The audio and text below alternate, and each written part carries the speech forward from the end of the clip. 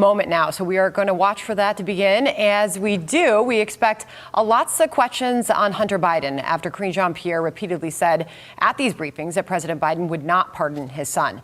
We know how that went. Incoming Trump Press Secretary Caroline Leavitt joins us now, and it is a pleasure to have you here. It's great to see you, Sandra. Thanks for having me. By the way, I want to first point out that you are going to be the youngest White House press secretary in U.S. history, 27 years old.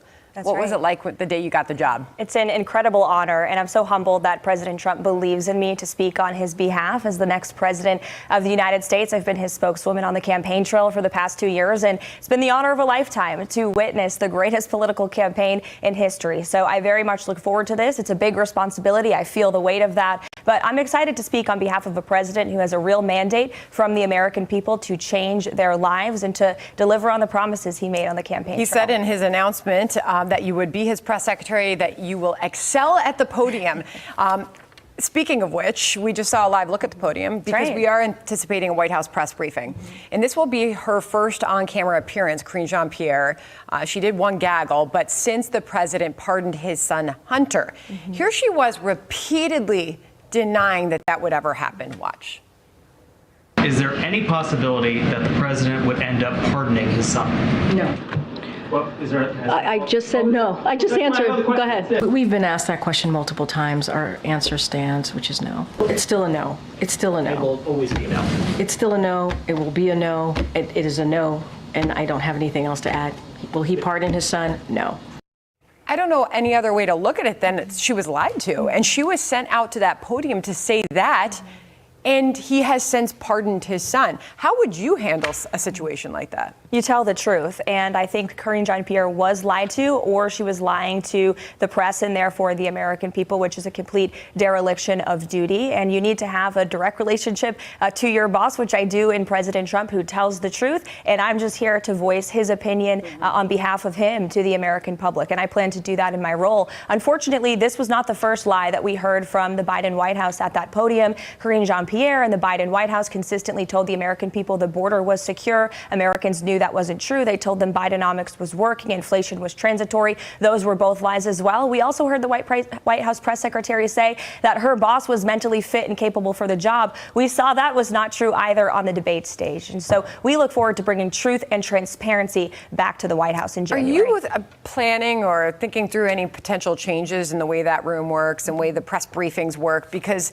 this is a headline and quote from The Hill on President-elect Trump's potential shakeup of the White House press briefing room.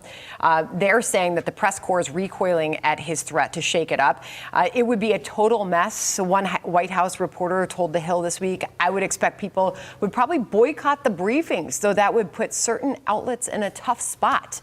Any plans to change the way the briefing room works? Well, let me preface by saying that there has never been a more transparent president than Donald Trump. We saw that in his first term. He consistently called the press into the Oval Office when he was signing bills. He took questions from them directly. That's something the press, I know, is yearning for. They have not had that over the past 4 years. So their transparency and their access to the leader of the free world will be increased, and also to the press secretary as well. We will be holding briefings in that room. I think as far as the landscape of the briefing room, it needs to reflect the media habits of the American people in 2024, not in the 1980s. And President Trump won this election by utilizing non-traditional, non-legacy media voices outside the Beltway. That's clearly who the American people are listening to. That's how they're digesting their news. And I think it would be irresponsible of us not to include some of those voices in the briefing room. It is my job to communicate the president's message to the American people as effectively as possible. And we're looking into ways to do that. So some of those independent journalists will be invited in? We don't know specific changes just yet, but we're certainly exploring all options. All right. I want to finish up by asking you about some of the president-elect's picks as of now. One of the first things you sat down was the optimism that we heard from the president-elect in a tweet this morning over Pete Hegseth in the Department of Defense. What do you see happening there?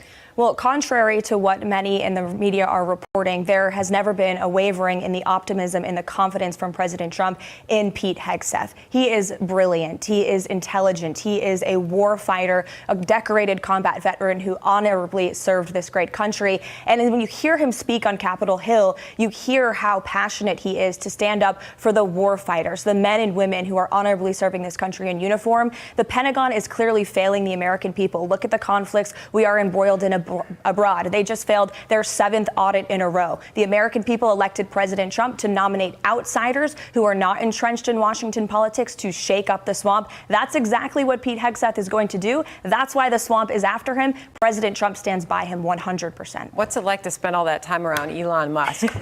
He's a very interesting and brilliant guy who, once in a generation business leader who's going to bring real change to the government. It's going to be an exciting 4 years. They've got everybody talking, he and Vivek, with this DOGE. Even Senator Fetterman says, I don't know why it's controversial to want to eliminate waste. Who could be against government Can you efficiency? imagine that?